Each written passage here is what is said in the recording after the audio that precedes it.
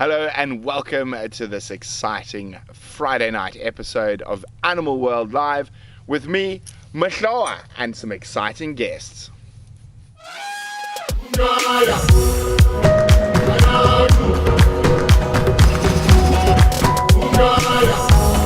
Lion's chasing a dog.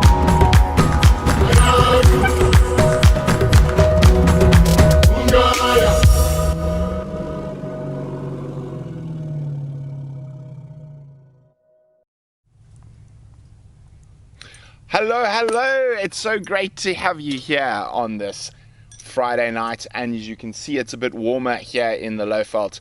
I don't have to be wearing massive jackets like I was last time. Who we got with us?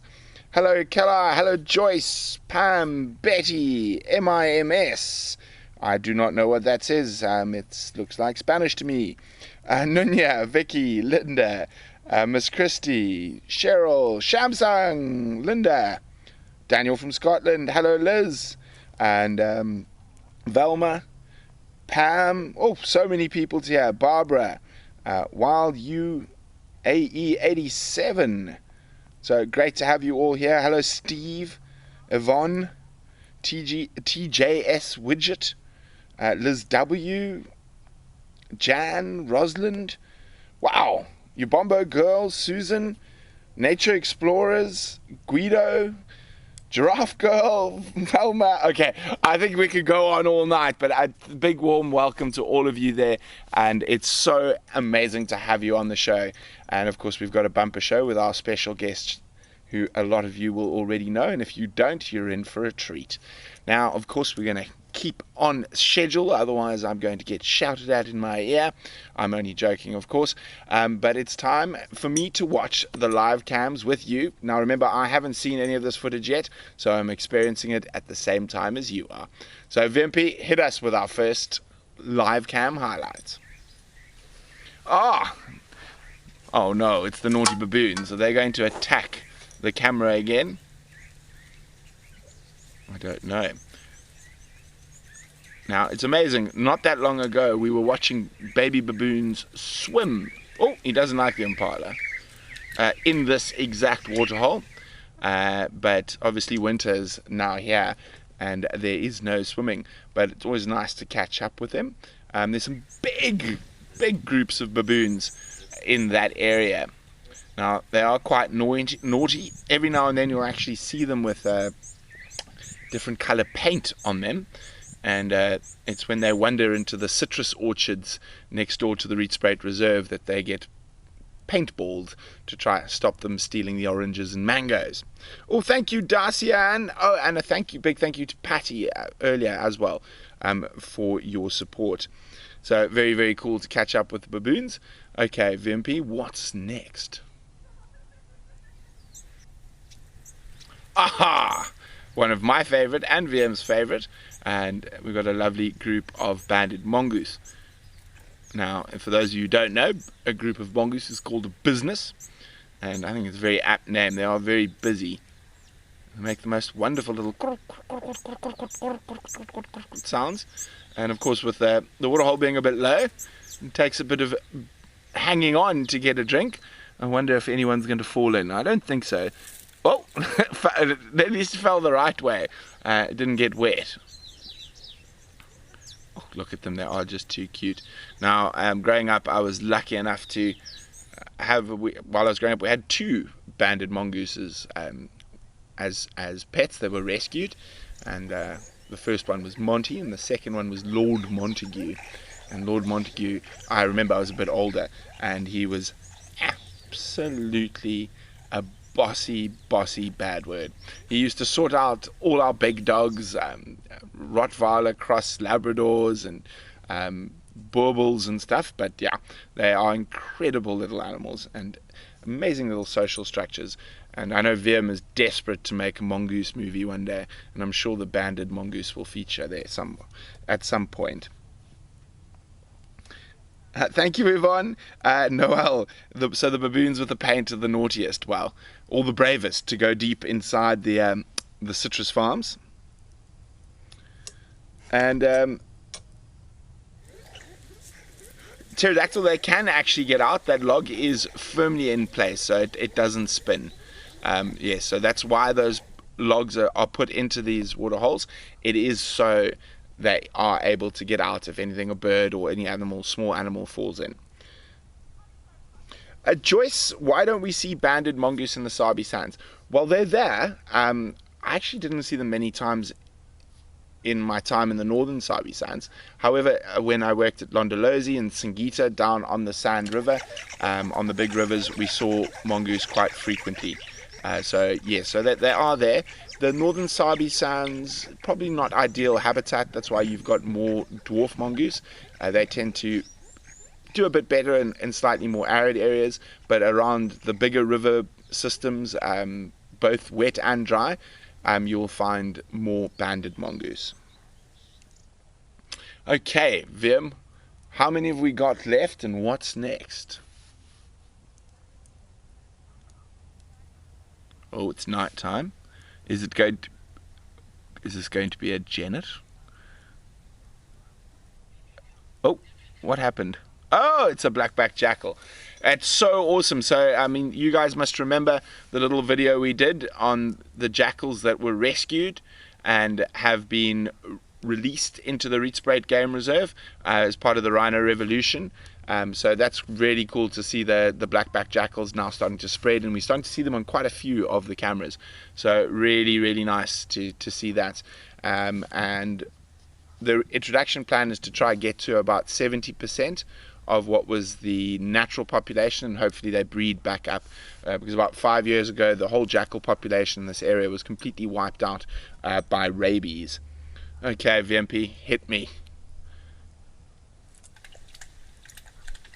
Oh, Howard. Hi, Howard. Now, obviously, yes, it is a hyena. That's not Howard. Howard's behind me, but it's quite nice. VM was actually saying when he went to CEST, which is this waterhole the other day, there was a lot of hyena tracks. So fingers crossed that the den might be moving back into the Rietspraat Reserve. So you never know. It could be quite exciting to go look for a new hyena den in that area. Oh, thank you, Mary. Okay, so that's really cool. And I'm wondering if the next one's also not going to be hyena. Oh, who's that? Oh, it's my bye-bye. My bye-bye and the girls. Oh, they are looking a little hungry, but in immaculate condition. Now, where's the other one? I know both cubs are fine. I have had confirmation about that. Now, that actually looks like it might be the two cubs, and Mom's not there. Can't see if there's a collar on the one on the left. Oh, isn't that actually absolutely special to catch up with my bye-bye and her two beautiful cubs? Well, it's sub-adults now. Now, of course, this area they don't normally spend much time in, but as it gets drier and drier, I think you're going to get a lot more action with predators around that particular waterhole, due to the fact that a lot of the herbivores are going to move into that area for water and food. So it's going to be quite exciting. Now, I mean, there is always a possibility. Is that Mom there now? It looks like it. Yes, it is. So I wonder where the other one is. But they are, I know all the cheetah are doing fine, and she was seen with both cubs recently, as in yesterday or the day before.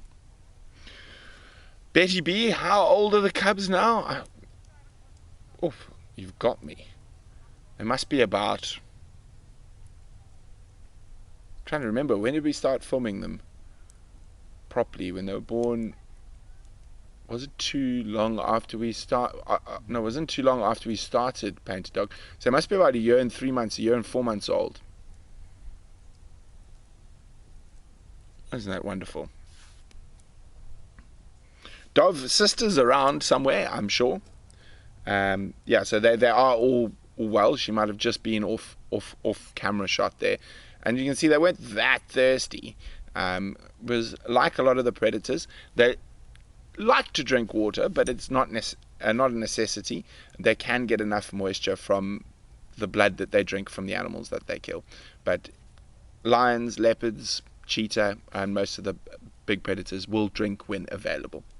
Okay, Vim, what's next? This is so exciting.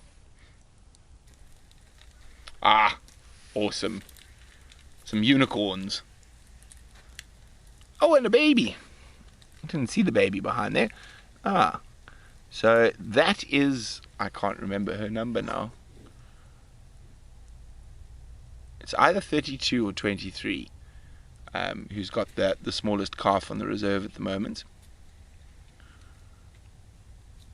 Oh, wonderful. Oh, I do know who's joined them. So that's No Hope and No Hope's calf and a bull. Well, actually, I don't see No Hope. I see No Hope's calf and a big bull. Or that. No, it's definitely not No Hope. No Hope, a terrible name for rhino, but she was called No Hope because no one thought she was going to be able to have a baby, and now she's had quite a few. So she's proven everyone wrong. So I think we should just call her Hope from now on. So there's probably actually 5. There's one that's probably not on there as well. Yes, your Bomber Girl baby rhinos are absolutely, I think, delicious is the best way to describe them. And of course, rhinos make some of the strangest noises you've ever heard. Particularly the babies, lots of little squeaks and squeals. Probably not my best rhino imitation, but it is absolutely awesome.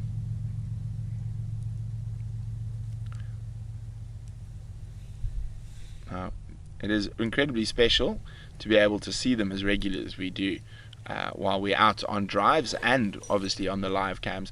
Now, of course, there's quite a lot of controversy on whether or not you should show rhinos. However, I believe that you should for a couple of reasons. From a reserve security, if you've got them coming up on live cams and being filmed live and whatnot, you always sort of know where they are. So it's much better in terms of keeping track on them, and I believe that prevention is better than cure. So rather than having lots of armed people hanging around in the bushes at night, and I'm talking about the anti-poaching guys who do a fantastic job, I think the more you're visible driving around seeing things, it makes a lot harder for poachers to come in. Okay, VMP, what's next? Okay, we're in daylight. We're going to get some more rhinos. No! Of course, it wouldn't be an Animal World Live without VM's favorite slender mongoose. Well, one of VM's favorite slender mongooses. We are quite lucky that we get them on a lot of the cams. And I think at the moment it's possibly VM's most favorite animal. And they are absolutely beautiful.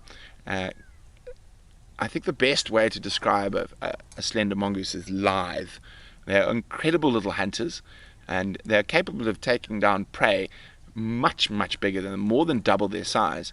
So they'll hunt scrub hares, squirrels, obviously insects, birds, and they are just perfect little predators. And one of the hardest to get a really good shot of with a big camera. They seem to just fly past. Although, Zander, you and I had I don't know if you saw the slender mongoose. We were filming elephants at Leopard Dam on Pridens a couple of days ago, and I was lying on the ground opposite, and Zander was doing the same, and we were filming, and then all of a sudden I looked to my left and there was a slender mongoose about 2 meters away from us watching us. But as soon as I tried to move the camera, gone. Isn't that wonderful? It's what I love about the live cams. It gives us such a great insight into what's going out in the reserve when we're not there. Okay, so that's the end of the live cams, and of course we've got some news for you. Unfortunately, I've been a bit lax in collecting my news, but there's 2 particular stories. One's quite old and one's quite new that I wanted to bring up this evening. So let's. The first one was about penguins. So obviously, with the ice caps melting, there's quite a lot of discussion about what it's doing for polar bears and walruses and other animals. However, it turns out that certain penguin species could benefit greatly from this. So quite interesting. And I think that's the amazing thing about the natural world and our influence in it. We really just don't know what is going to happen and how animals and the natural world itself can adapt and change even in such a short notice.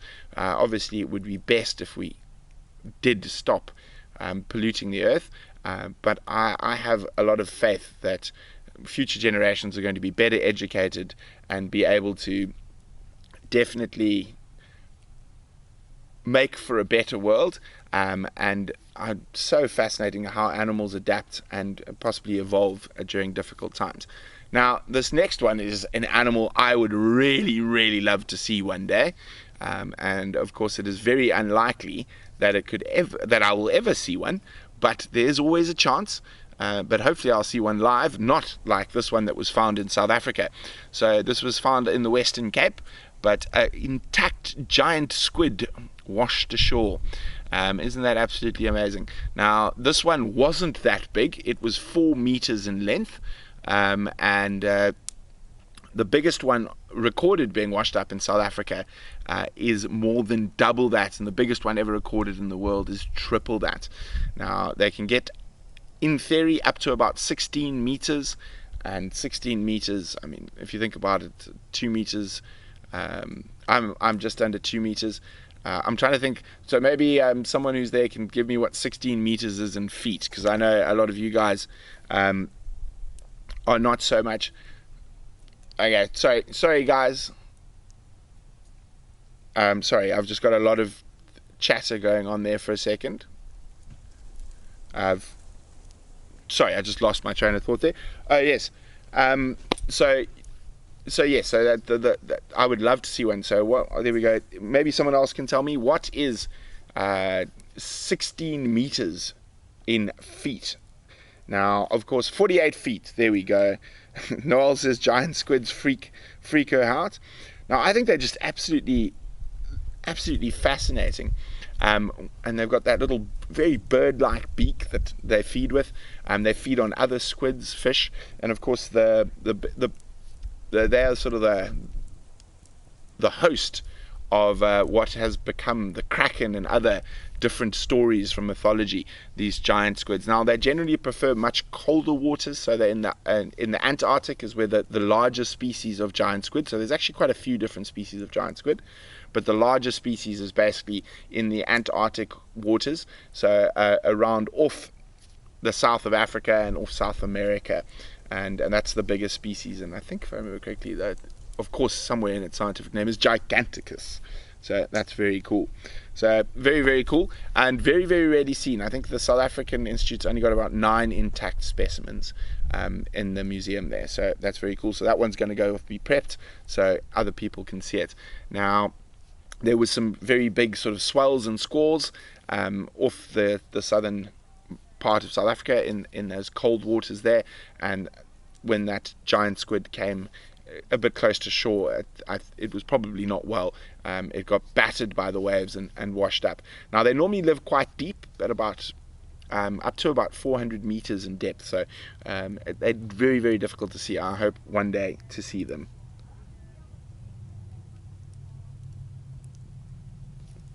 Okay. Yes, well, squids and octopus are incredibly intelligent, so I think they'd be an absolutely fascinating thing to do. Now, of course, I think a lot of you have been waiting for this very moment. She's got to be, we don't like to treat our guests too well here, so she's got to bring her own chair with her. Come here, Tayla. I'm choosing my chair, but 3 to choose from. Well, I'd take one with a cushion. No, I want this nice. Tayla likes to suffer. Welcome, McCurdy. Thank you. Nice Very to have you here. nervous. You're looking quite warm and toasty. It's going to be nice and toasty here next to the fire. Yes. Okay. Thank you for having me.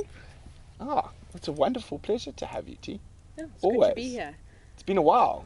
Yeah. I think when we just started Paint a Dog, Taylor came and did an episode with us, and we went and saw the male lions on Rietspruit. Yeah, it was a lot of fun. We tracked the female cheetah We as tracked well. the female cheetah. Yeah. Yeah, we saw today. That was good. Kalena says, happy vacay, Taylor. Thank you. It's tomorrow morning after Morning, drive. I'll come out and help you Thank you tomorrow. very Look much. for some animals. Yes. Whew, yeah, we need the help. Does that say something about your tracking? Yeah. No, I'm joking. Listen, unless your name is Tristan Dix or Brent Leo-smith, the leopards just fall out in trees in front of you. You found a leopard tonight. I did find one. I bumped into it though. There was absolutely no skill other than the fact that I've got good eyesight, and I saw the tapetum flash. That was it.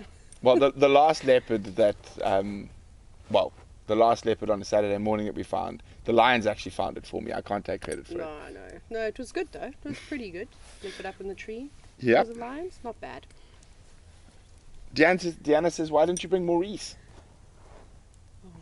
Ooh. Where's Maurice, Taylor? It's in my camera box in the vehicle back at camp. So for those who don't know, Maurice is Taylor's little elephant friend who travels with her. Therapy. Oh, is he your therapy elephant? Therapy elephant, yeah. Now, Taylor, before we dive into what tonight is about, and of course we're going to be chatting about the wonderful company you're working for at the moment, EcoTraining. That's good. How long have you been with them now? Oh, almost a year. Almost a year. Yeah, it's flown by. I can't believe that. Just pretty much after my birthday last year, I started with them. Just a couple of days after, and I feel like that date is coming around the corner again, which is terrifying. But yeah, did you know that EcoTraining is basically as old as I am? You mentioned that to me. So EcoTraining and Taylor are almost the same age. Yeah. I think EcoTraining might be a bit older. No. Not. Sadly, I wish I could say yes, but sadly, no. I'm a full year older than EcoTraining. Yeah. Okay. Wow. But still pretty good. But yeah, it's been a lot of fun, especially doing the guide training, which is something that I definitely thought I should dive into to sort of round myself off as a safari guide. I'd be scared if Taylor was training me. Yeah. I think she'd be quite a tough trainer. As they should be. No. Of course, I mean, I like to see the funny side, as you know. With wildlife, there's just a couple of things that you'll see now on screen. So most of the stuff is actually from the Pridelands camp, which is open to the Greater Kruger ecosystem. This is in Mashatu in Botswana, another one of the eco-training camps. A pretty unbelievable views. That's one of my favorite sunset spots. And this is one of the students doing dry drills, practicing for the advanced rifle handling, which is a part of the professional field guides course that we run at EcoTraining. That's the dud round one. Yeah, I remember that one. Exactly, the decanting exercise. I forget what all the names are called, but either way, just just a quick snippet of some of the fun things that you get to do when you want to learn to become a safari guide.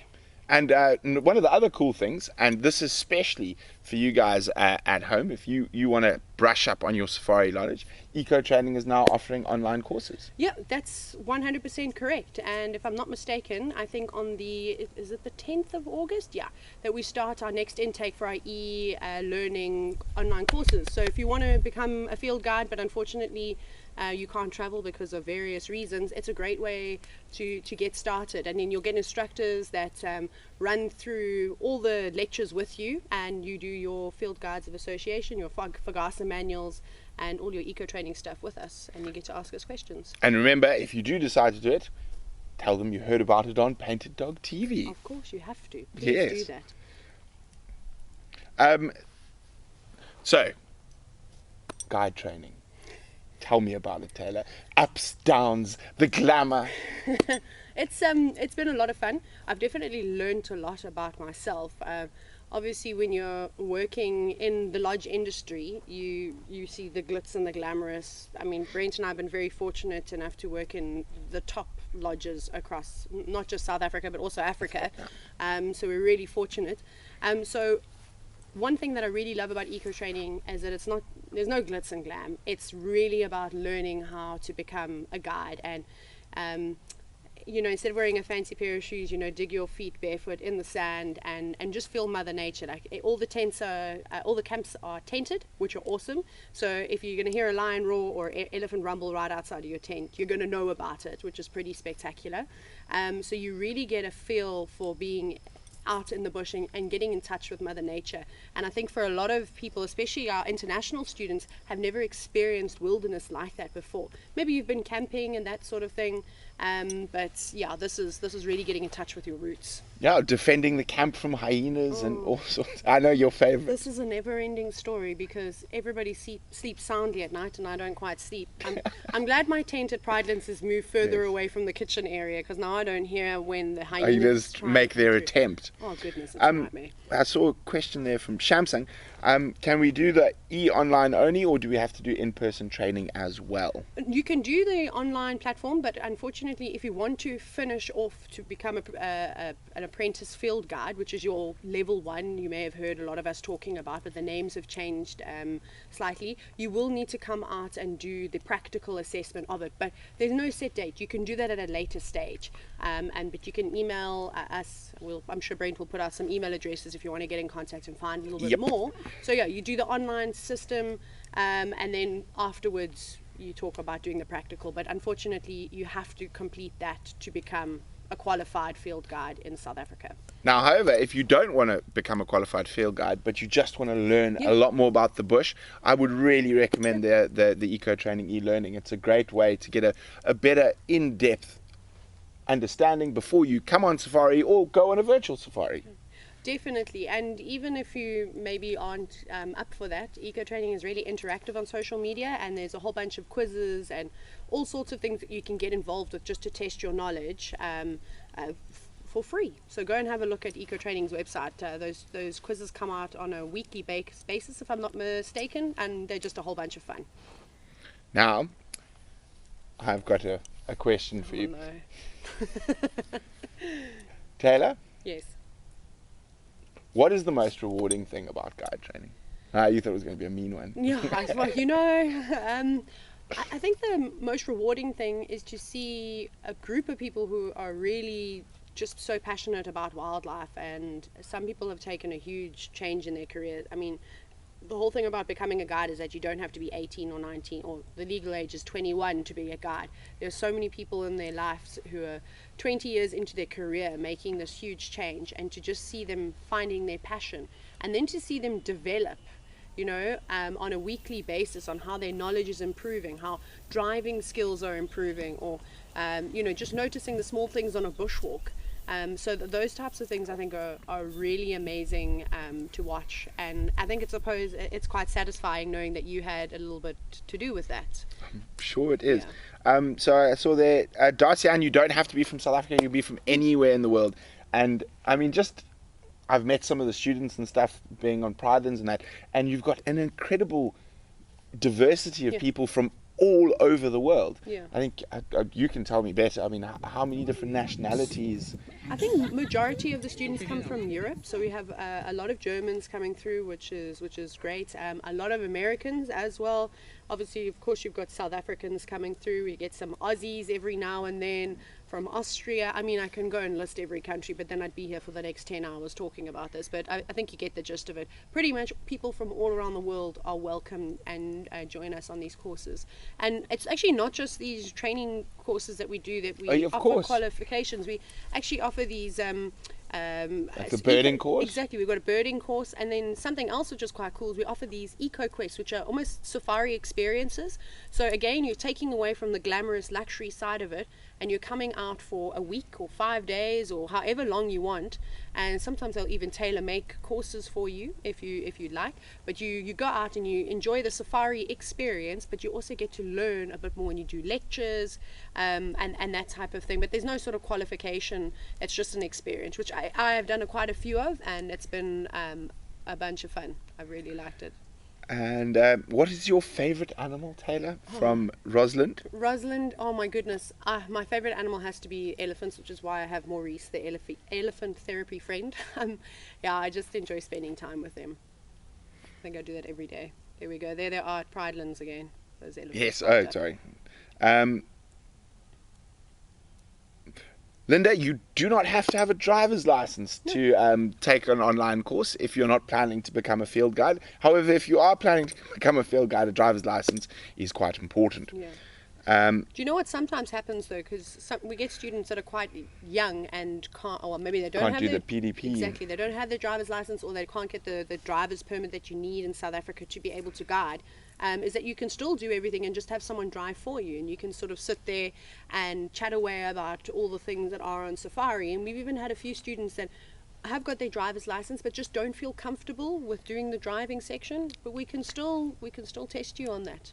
I mean, you can build on that skill. That, you know, takes a bit of time. Do I need to be fluent in English? I can't read that. I suppose name. To take the exams, obviously the entire syllabus is in English, but you know, some of the students I've met, I'll give you an example. There was a young girl at the end of last year. When she arrived, she could barely string a sentence together in English, and she was from France. By the end of it, her English was better than mine. It was so impressive to just see also how it's a good opportunity to be thrown in with a bunch of people where often the common language is English, so you have to sort of pick up on it. But we will change the pace that we do lectures, and we will help. And if you need to do verbal assessments rather than writing, you know, all these types of things can be arranged. So there's always a way around it, and we want to help so many people, and we want to bring as many guides into the industry as we can.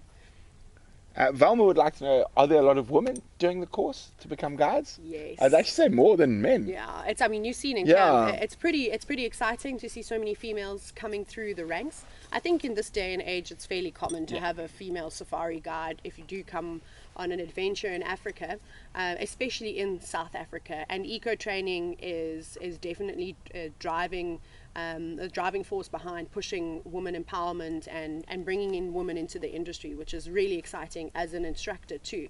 There aren't many women instructors. It's just myself and Rensha, which are the two there. But yeah, it's a lot of fun. So there's quite a lot of people asking about age limits and that. I don't think there is an age limit to what you can do. I think you have to be able to walk at minimum 2 kilometers. I would say something like that. And that's about it. Yeah. And if you're game and you're keen, there we go. It's a great way to get to learn a bit more about the bush and maybe take your life on a completely different path. Exactly. You watch, there's one student at the moment that's just completed their part of their professional field guide course, which is a year course that we offer. So you do about roughly almost 6 months of practical and theoretical stuff, and then you move off and you actually offer a placement as well, which is really nice. And she was a psychologist, and she's just up and left her job, and she just said she's always wanted to be a field guide, but it wasn't the thing to do. And now she's maybe in her early 40s, and she's just made a huge career change. Susan says, nice Chelsea boots, Taylor. I know I'm not wearing the right socks. I should maybe have some longer socks on with my veldskoen. I love them. If you want to go and look at a pair, Kendrick Imports is the best place to go because they ship worldwide and they have all of Veldskoen's brand. And I know Brent's a fan sometimes of the Rogue hats and all those types of things. So have a look. You can get kitted out. And then we've got a couple of questions. Sorry, I'm trying to grab everyone's questions. We've got a lot coming in through here. Indy Wizumi, Taylor, is it too late for someone who's almost 50 to do training and become a guide? No, come and do it. It's so much fun. So, you know, if you're really serious about it, I'd highly recommend the year course, the professional field guide course that EcoTraining offers. Like I said, you do your apprentice field guide, which is your level 1. Again, these things have been, the names have changed of the qualifications, but some of you might be familiar with the terminology. And then you do basic birding, you do advanced birding, you go into your backup trails or your apprentice trails. So that's the first qualification or step to becoming a walking guide.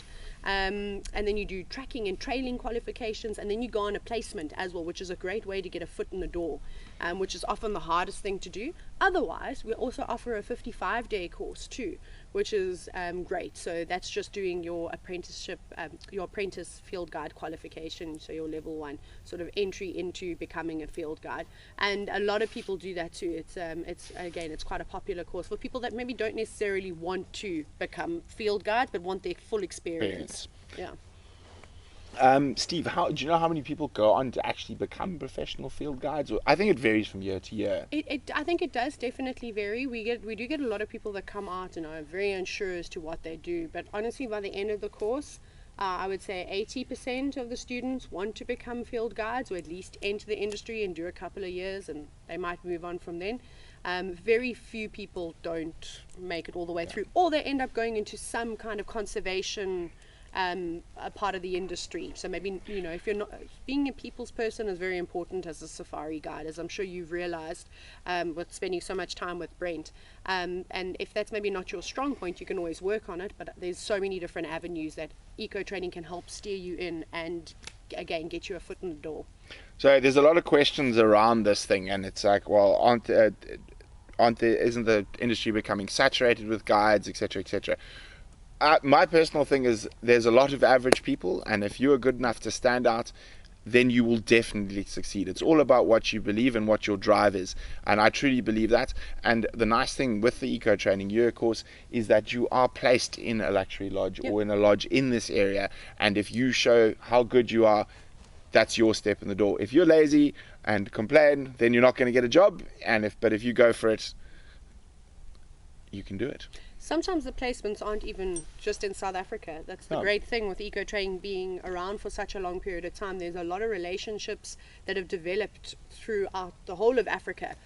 So you might go to do a placement in Namibia, for example. Exactly. I think speaking languages is a huge plus. Huge plus. Anyone who can speak a second language, particularly French, Italian, Spanish, German. Russian, you can get special. There's lots of different options, and that makes you a lot more hireable than someone who's got one language. Exactly. For example, like me. And me. Yeah. So that's it. That's normally a positive for internationals coming into the industry, is that you're pretty fluent in so many different languages. Dusty, you can go have a look at the courses on the eco-training website. I see Charles has been popping it out there, and there'll be a contact on there. Just remember, you heard it here at Painted Dog TV. A lot of people are worried about the driving. Driving, like anything, off-road driving, how we drive can be taught. Yeah. It is actually probably one of the easier things to teach. Although some people just can't drive. No, they can't. But we work on it in the beginning. We sort of, when you start guiding and in the cars and things like that, we get an idea of your strong points and your weak points, and then we work that way. And if you need to have extra driving lessons, then we go out and we do it. But we do teach you basic 4x4ing as well, and how to just handle the vehicles. It's actually so much fun. It's one of my favorite elements of being a guide. There we go. Now, this is an excellent question, Liz, but isn't it way different to guide in Tanzania versus South Africa? Different fauna, different flora? I don't think so. Your basic principles of guiding are the same. And if you want to, I've guided in Tanzania, Botswana, Zambia, Kenya, some other places as well. The basic principles are the same, and even in that case, a lot of the animals are the same, and your basic animal behavior and how safely behave around animals are all the same. So no, I don't think it actually makes that much of a difference. No, and you've just got to learn a little bit more, which I'm sure Brent will agree with me. If you wanted to hire a person to come and work with you, they'd probably look at your CV saying, oh, but you've worked in 5 different locations versus 10 years in one area. You've got so much more general knowledge, and again, eco-training is fantastic for that. Now tell us about all the camps as well. That's the thing, is that we've got so many different camps, and this is the thing that I stress the most to the students, is that sometimes it can be a bit of a frustration because they've just learned all the plants of one area and then they get moved to another one of our locations. But you mustn't look at it as a negative, because you're just building on that knowledge rather than repeating the same stuff that everybody has heard over and over. You now open another compartment and you start building on that. So eco-training, one of the things that stands out the most is that we're the only company that has 2 camps within the Greater Kruger area. Yep. So we have got camps up in Makuleki, which is northern Kruger. Beautiful. It's so good. The fever tree forests in there, the walking is just out of this world. And then, of course, where I am at the moment, Pridelands, that is also open to the Greater Kruger ecosystem, and it's just an unbelievable place. You can vouch for the game doing. It's spectacular. And the Mara? Mara, we've got a place up in the Mara Training Center, which is really exciting. And then, of course, in Botswana. And then in South Africa, we've got so many different places to go to. Some on private reserves, sort of closed ecosystems, but again, very interesting to learn the dynamics of that, and conservation management and everything that goes into it. So you're not just going to be stuck on one reserve. If you do a 55-day course with us, you'll probably get 2 different locations, and if you do the professional field guide, a minimum of 4 different locations, which is pretty spectacular. And at least 2 countries. And exactly, so you get to travel around a fair amount, which I think is really great if you put that all into account in the experience that you're getting. Okay, so there's been quite a few questions there I can see from Kurt. Can you discuss non-South African citizens working there? It seems like most jobs should go to South African citizens, and they do. Now, like anything, when I work in Botswana or Gabon, I've got to prove that I've got a skill set that is above and beyond what a local person could offer. And generally, having a university degree is a very good step to getting that. And I said languages and whatnot. But each case is taken on a case by case. And the thing is that if the company that really wants you, they will get you a work permit. It's just that. So again, it's the onus is on you to prove your worth to the company, and then they will go above and beyond to get you that work permit. Okay, let's have a look. Darcy, I know you also talked about the local communities. Well, Mukuleki is a great one to talk about there. No, exactly. So there's quite a few different communities that we have on our doorsteps. Mukuleki community is great. I haven't had a chance to go in and see it though. James Henry and I have done some filming in the Mukuleki community. But a couple of years I know ago. pretty much all our staff that we have working at EcoTraining is all from the surrounding areas, so which I think is great. So and that's another thing that EcoTraining does, is that we definitely try and employ and help the people right around us. I don't know if they're doing too many trips into Mukuleki so much anymore. It is quite far because it's actually at Punda Maria. Yeah, so I haven't been there to see it at all. And then, around here, going into actually near Karongwe, there's I know Karongwe Game Reserve does a lot of work with the communities and the oaks. The oaks. I always call it the woods. So there are lots of surrounding areas where a lot of the people come from, but my goodness, again, I could just sit here for hours and hours talking about all the work that they do. Betty B, are there many levels that you need to go through before you're considered a top qualified guide? Well, I mean, you could be an apprentice field guide and be one of the top guides in the country. It depends, like Brent's been saying, it depends on you as an individual. Yeah. Obviously it helps to have the various qualifications because, in this day and age, I mean, Brent, when you started guiding, wasn't all those things, were they even around? I think Fugasa was just starting to come into the picture then. Exactly. So, like, all this sort of stuff it's not super recent, but it's definitely fairly new. And you're saying I'm old, Taylor? No, I would never say that. Spring chickens. I'm going to quickly run off of my chair. So set my trap in front of you quickly. I'm very terrified of that. So no, I don't think so. Liz, Taylor, will you move around between the different camps? Yes, I actually try and move fairly often. I enjoy it. I like seeing new scenery and adding new destinations to my list. Like I said, I want to learn as much as I can. So even though I've guided in the low veld, which is the area that we're in at the moment, I've spent a lot of time in the Sabi Sand. I haven't spent any time on the private reserves within the area. So I've pretty much been to all the eco-training camps now, except up in East Africa. And you were supposed to be going before the world closed down. This one is my favorite so far, from Christy Varney. Do they teach you how to get your vehicle stuck in the mud and then fall flat on your face? Yes. So they've recently... No, I'm just joking. No, they don't. That's just talent. You know how Brent was saying you go above and beyond? That's what I did, yeah. We do teach you how to get unstuck, though. Yes. Yeah, but Brent also knows a few things about getting stuck and then getting unstuck. I've been stuck a few times in my life. And then if you want to learn about hiding things on social media, Brent's the one to talk to. What? Yeah, you never put when you get stuck. No, of course not. We have to find out via someone else, and then we all spam the internet. Yes. It was a learning experience for other people. I was just irritated myself for doing that. And now, of course, so let's take in a couple of...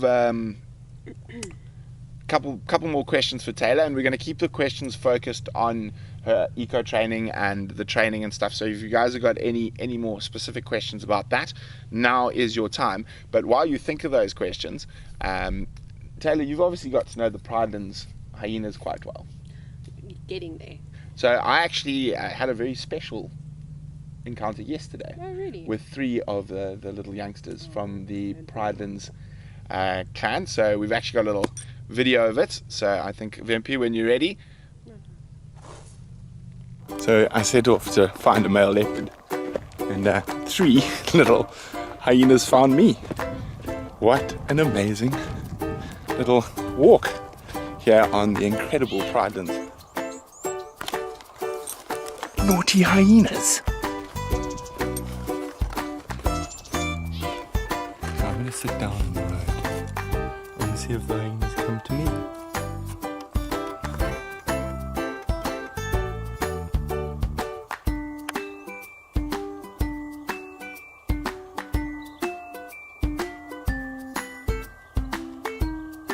Oh, I think one has just seen me. Hello, trouble.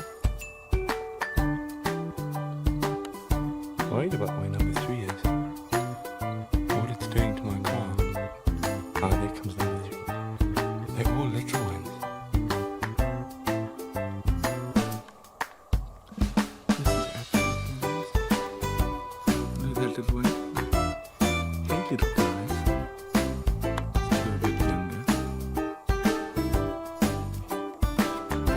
Relaxed little hyenas.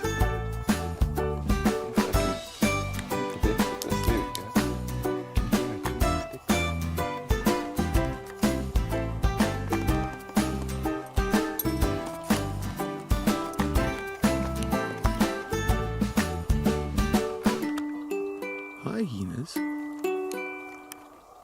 Oh, you've been very brave.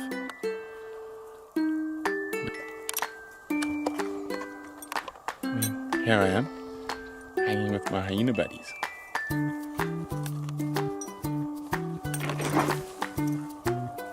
Oh. Something gave him a fright behind me. I wondered if it was not a lion or a leopard, so I quickly checked behind me. Make sure there wasn't a lion stalking me. I'm going to stand up. Hi guys. They disappeared behind me. I gotta go pick up Uncle Vim. Oh, off we go. Back to the den. Almost checking if my 3 little hyena friends aren't tracking me from behind. But it doesn't look like they are. So I better go pick up Vim. I'm probably late already, but definitely worth it. Hi little badger, let's go. So that was quite a special moment Cool. to have, and completely out of the blue. So I was tracking that male leopard. Yeah. Oh, yes. The one you found this evening. Yeah. Yeah. So I'm sure it's him. yeah, I'm sure because he's been around there. Yeah. We heard him sawing this morning. Exactly. Yeah, but I'm very excited about this particular clan. I think that the thing that I'm surprised by is I didn't think they were initially a big clan, and then all of a sudden when I saw I at least 9 cubs, Yeah. I was like, no ways, that's pretty insane. And then all those adults at the buffalo and lion, that Yeah. was pretty amazing. So it's going to be. I'm pretty sure they're the clan that come in here as well. Oh, that'll be interesting. I'm to figure it out. almost certain. Well, I'm going to sit now in the next week and go through all my photos, so we will collectively hopefully try and start IDing them. Not that I'm any good at IDing animals, but try. Okay, we've got a few questions for you. What is the most challenging thing about being a trainer? Oh, I don't know. It's not easy. First thing that I can say is I thought it was going to be a lot easier than what it was. It's taught me to be patient. I mean, obviously, I think that's why I probably couldn't train. when you're working in the lodge industry, you're normally working with a lot of people who are on the same level as you constantly, and then sometimes it can be a little bit frustrating, or why don't you get it the first time, and then you realize this is completely foreign and people have never been in wilderness like this. So I've definitely learned to be a lot more patient. I think that's probably for me the most challenging thing. Otherwise, it's a lot of fun. I can't think of anything else that's challenging. Lucas would like to know, is there a place for photography while on the training course? So EcoTraining also hosts like wildlife photography courses on their own. But I mean, if you're in course on a course, most of the instructors know how to take a photo, or there's a couple of us that are very much into photography, and then we'll definitely help you. And when we're out on drives, obviously the focus is that you need to learn how to conduct a safari, so you can't fixate on taking photos all the time, but there's so many hours in the day, especially in the summer months, and you can find anything to photograph if you just walk around. And that's great because the eco-training camps are all open and none of them are fenced. Yeah. So you can literally walk. Please, obviously, no, we don't want you to go walking off and doing your own thing, but literally immediately in the camp you can have a nyala. At Karongwe, I watched a big male leopard hunt a nyala, like literally in the camp. Yeah. I mean, I have seen lion, leopard, elephant, buffalo, all at the dam, all right at the eco-training camp here on Pride the whole day in the winter months as it starts to get dry. The dam just never stops, and the bird life. So you can find anything to photograph and work on your own skills if you're willing to take initiative and to maybe skip having a siesta during the day. But that's on you.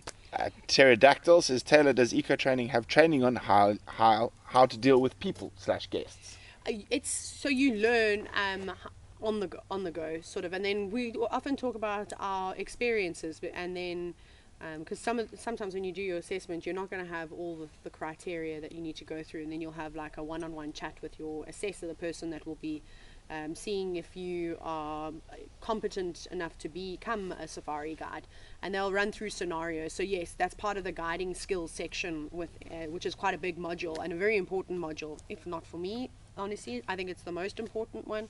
The rest of the stuff you'll learn as you go and keep building on that knowledge.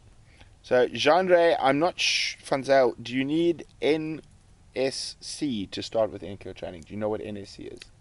No. Nature science. No, you don't. No, you I don't. think so. I mean, actually, it's a common question that comes up. You don't really need to worry about any subjects like at school or any university thing. You can just come on our founder. If you are maybe a younger viewer watching this and you're wondering what subjects you should take, I recommend geography and biology. So, or life sciences, whatever they call it these days. They changed biology's name. No, it was never biology for me. It was life sciences. My goodness, you are little. I am. Not. Thank you. Thank you for calling me young. I'm having a complex about my age. Dusty things. What wild animal that you come across do you watch out for the most? Well, you have to. It depends which camp we're in, but at Pridelands, just because we're there, you really need to be careful of the elephants and the buffalo. The elephants can be so sneaky, and they walk around the whole dam, and they literally just take any pathway that they want.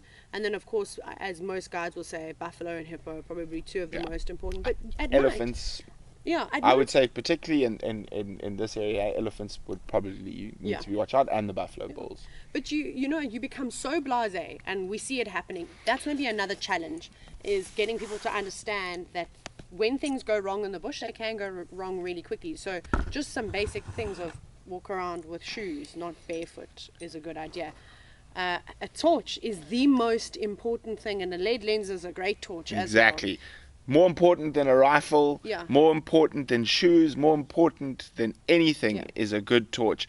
Now, a lot of people think other things are going to keep you safe. A good torch gives you, well, in this case, with lead lens, at 900 meters to decide what to do. But this will keep you safe before anything else. It enables you to see animals before they're on top of you. Exactly. Good torch. Yeah. So most important thing. I completely agree with Brent, and that's a big thing. Don't walk around with your cell phone torch. That's not going to save your life. That's how you get flash. Exactly. So you just need to have your wits about you, and sometimes that can be a bit frustrating when people don't grasp the fact that you are sitting in the wilderness area, and that if you're not concentrating, a lion or a leopard could come through camp, and you've got to be careful. National seniors, it's matric. Matric. Yes, I would imagine. I don't think you need a matric to go on the course. No. I don't know. Maybe not. I actually don't know. I'm trying to think. I know there was a requirement when I was a guide. We can find out for you. I'd say, and then there's a lot of people asking costs and stuff of the online courses and the courses. Just go onto the EcoTraining website. There's a contact button there. Click on that, and you will speak to the right person. Just don't forget to to tell them you found out about it from Painted Dog TV? Yeah. But do that. Like I said, I think it's 10th of August, if I'm not mistaken, is the next intake for the online learning. So it's starting soon. We've just rounding up with our first intake of students, and it seems to be going really well. I should be joining on some of those lectures soon as well. Yo, exciting. Yo, I know. Thanks so much. You've got lots of there's this question. Is that little black-faced hyena not possibly the one who tried to chew your tire recently? Yes, potentially. Very possibly. There's some they're naughty, and there's even smaller one in there that's super sassy and also just likes to come up. But every time I go there and visit them in the mornings, they seem to be fast asleep. I don't blame them. It's so cold. I'd also just stay huddled up in the den. Yes, it is. I went there early this morning, and there was not a movement at the den. Yeah, I've definitely been making a mistake and going there too early. Okay. Yes. Okay. Matric. We've got it. Thanks, everyone. Now we are getting quite. We're getting such a exciting show. We're still going now. Now we of course have our first ever live private drive this morning. So we've got. She's not listening. Is she not listening? Can someone call her? Oh, Zander is a court. Ali. She comes running.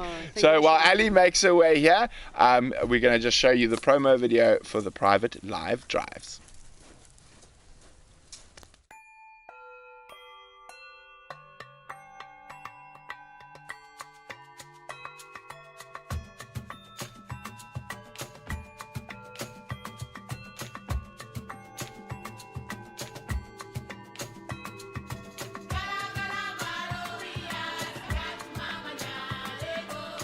Our expert private guide team has over 40 years combined African bush experience in multiple countries.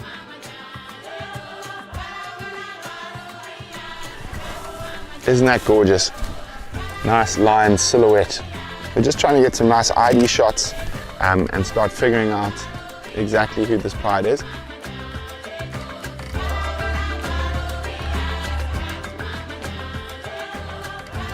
Lots of hyena action. This is absolutely incredible. Lion coming racing in. This is absolutely epic.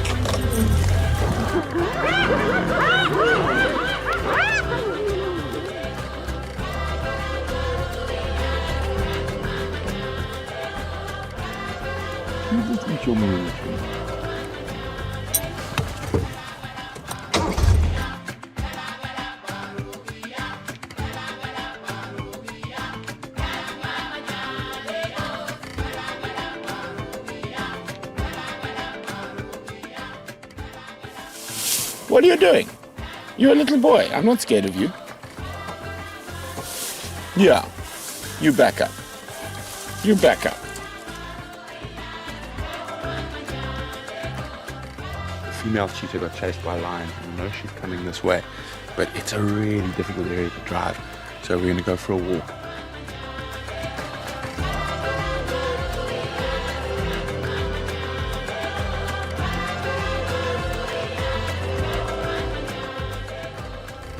So the elephants have interrupted their morning hunt.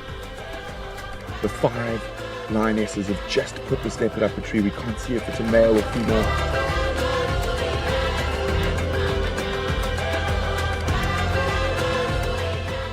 With only 10 people per vehicle, we guarantee an intimate, privately guided experience.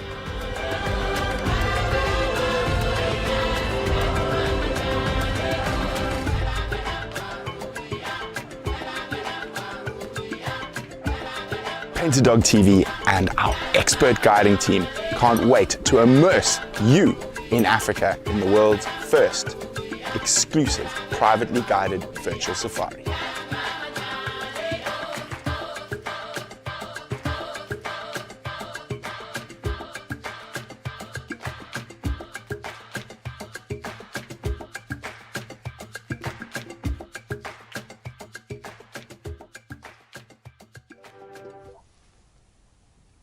Isn't that exciting? And we're very excited to have Ali from Wandering Through.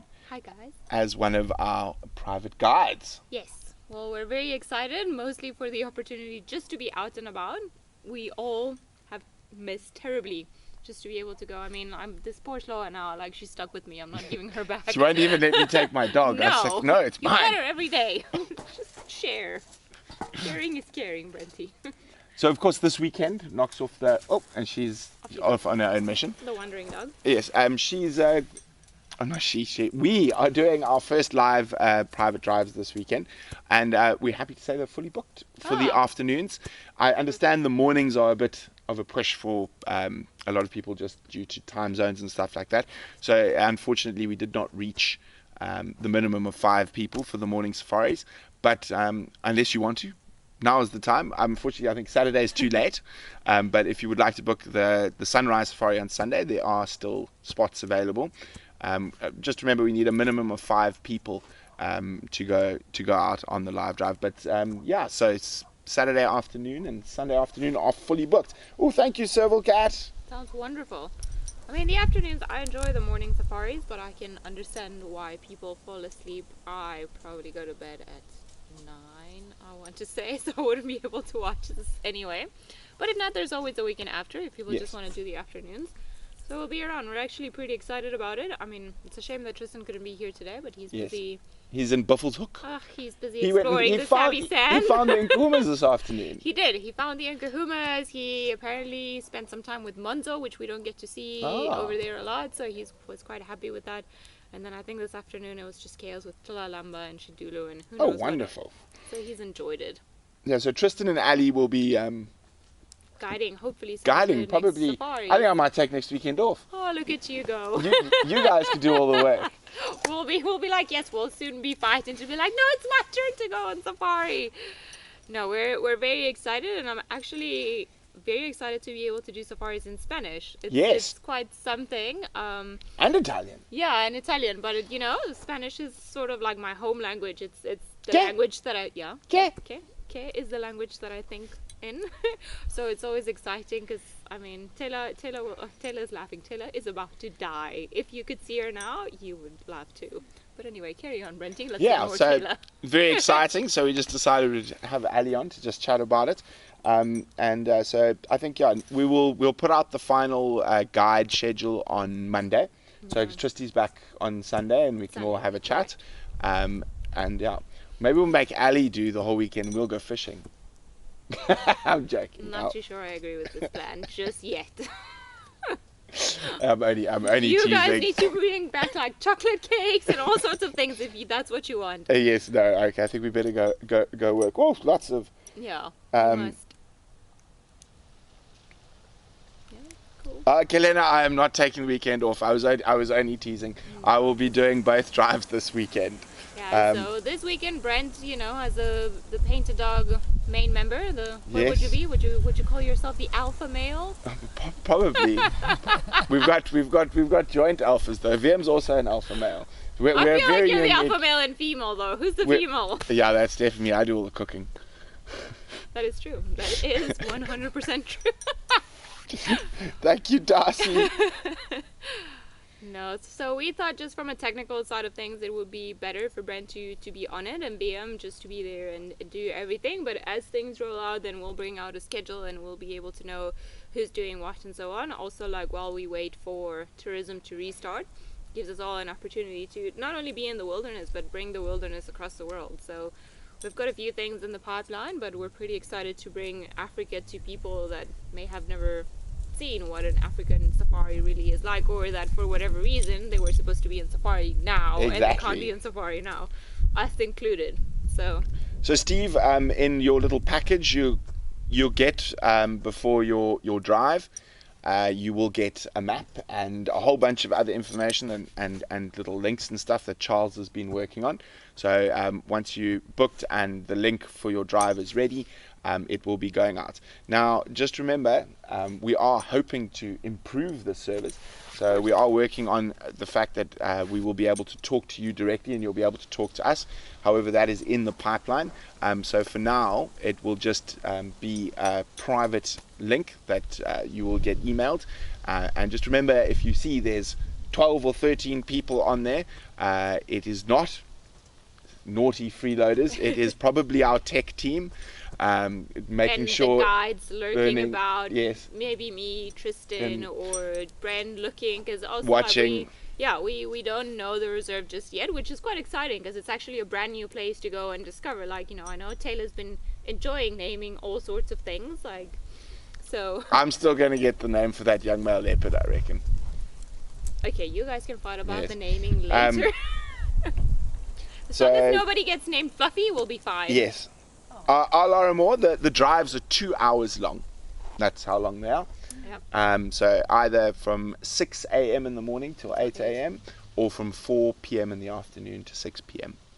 And we will go into the dark a little bit in the afternoons, but we do have infrared and all of that kit with us, so we will be able to still look at things when need be in infrared.